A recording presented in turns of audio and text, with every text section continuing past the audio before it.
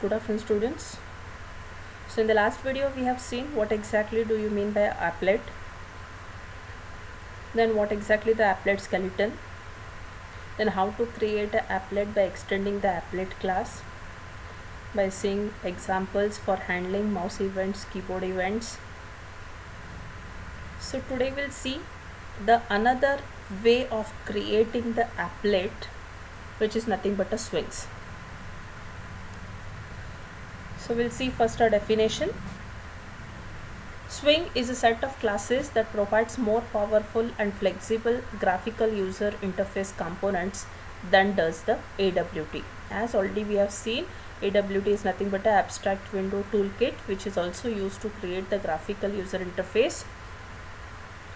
So that is the first way of creating the applet, and second way is a swing.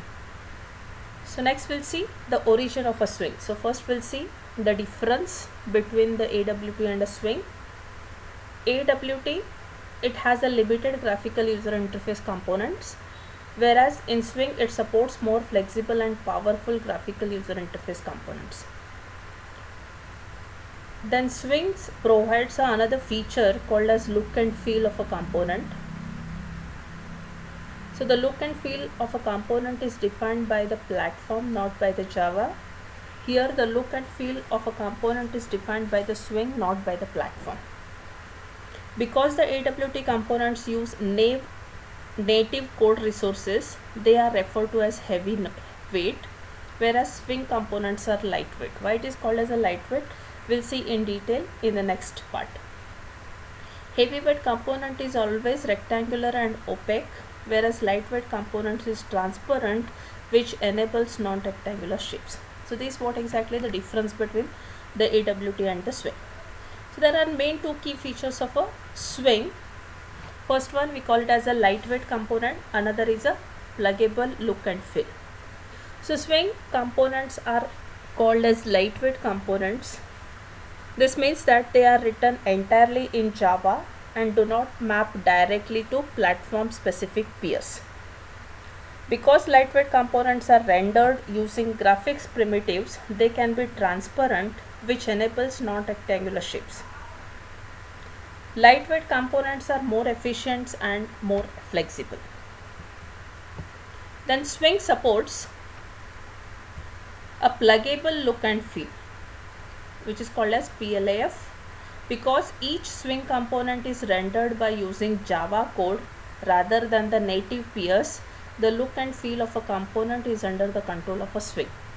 As the each and everything in a swing we are writing by using the Java, not by any other programming language. So that's why it is called as pluggable look and feel component. This fact means that it is possible to separate the look and feel of a component from the logic of a component. It becomes possible to change the way that a component is rendered without affecting any of its other aspects. It is possible to define a look and feel that is consistent across all the platforms. So next we'll see one architecture, we call it as a model view controller architecture. So what exactly it is, we'll see. In general, a visual component is a composite of three distinct aspects. So when you will see the applet window where you will be displaying many number of components, so these components, how exactly will be look like on the screen, how they have to react to the user, what exactly the state of information. So based on that, it is called as composite of three distinct aspects. The way that the component looks when rendered on the screen. Second, the way that the component reacts to the user. The state information associated with the component. The MVC architecture is successful because each piece of the design corresponds to an aspect of a component. In MVC terminology, the M stands for model, corresponds to the state information associated with the component. V stands for view, which determines how the component is displayed on the screen, including any aspects of the view that are affected by the current state of the model. Third one is a controller determines how the component reacts to the user.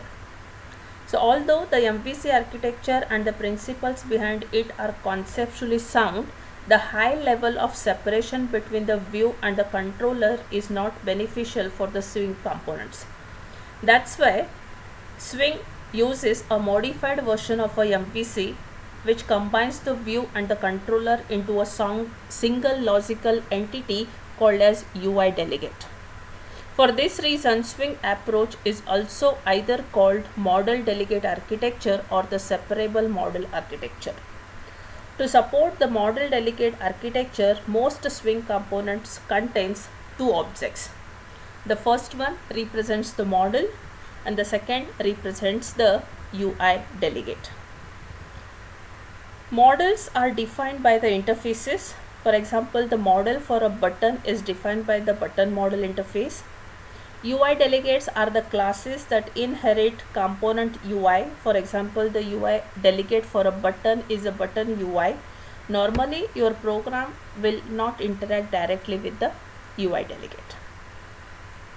Then there are two key items the Swing GUI consists of. One we call it as a component, another is called as a containers. So what exactly these component and containers are, we'll see. A component is an independent visual control such as push button or a slider, etc. In general, Swing components are derived from the JComponent class. JComponent class provides the functionality that is common to all components, and all of the Swing components are represented by classes defined within package javax.swing. So the following table shows the class names for the Swing components. So we have JApplet, JButton, JCheckbox, JCheckbox menu item, JColor chooser, JCombo box, JComponent, JDesktop pan, JEditor pan, JInternal frame, JFrame, JDialog, JList, JMenu. So many are there. So by using these components, we are going to create the Swing applets. Next, come to the container. Container holds a group of components. A container is a special type of a component that is designed to hold other components. So Swing defines two types of containers. First one is called as top level container. So under this top level containers, we will be having JFrame, JApplet, JWindow and JDialog. These containers do not inherit JComponent. They do inherit the AWT classes component and container. Then these top level containers are heavyweight. A top level container must be at the top of the containment hierarchy. A top level container is not contained within any other container. So the second type is called as lightweight containers. The lightweight containers do inherit JComponent. An example of a lightweight container is a JPanel, which is a general purpose container. Lightweight containers are often used to organize and manage group of related components because a lightweight container can be contained within another container. Thus, you can use lightweight containers such as JPanel to create subgroups of related controls that are contained within an outer container. So, first one is a top level container in which you will be able to have any number of components. Second one is a lightweight container, which is, for example, is a JPanel. You can go for using that one if you want to create the subgroup of a related controls. Then the top level container panels. Each top level container defines a set of panels. At the top of the hierarchy, it is an instance of a JRoot pan. It is a lightweight container whose purpose is to manage the other panels. It also helps manage the optional menu bar. The panels that comprise the root pan are called glass pan, the content pan and the layered pan. The glass pan is the top level pan. It sits above and completely covers all other pans. The glass pan enables you to manage mouse events that affect the entire container or to paint over any other component. The layered pane is an instance of a J-layered pan. The layered pan allows components to be given a depth value. This value determines which component overlays another. The pan with which your application will interact the most is the content pan, because this is pan to which you will add the visual components.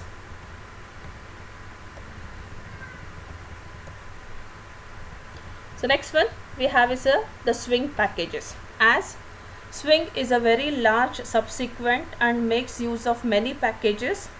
So these are the packages used by Swing, which are defined by the Java Standard Edition 6. It's a javax.swing, javax.swing.event, javax.swing.border, .filechooser,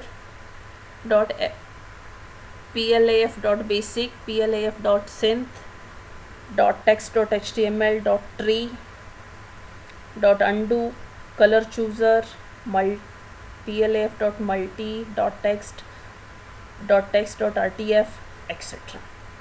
So this is what regarding the Swing package. So in the next video we'll see a simple Java application, how to create it and how to make use of that one in the program.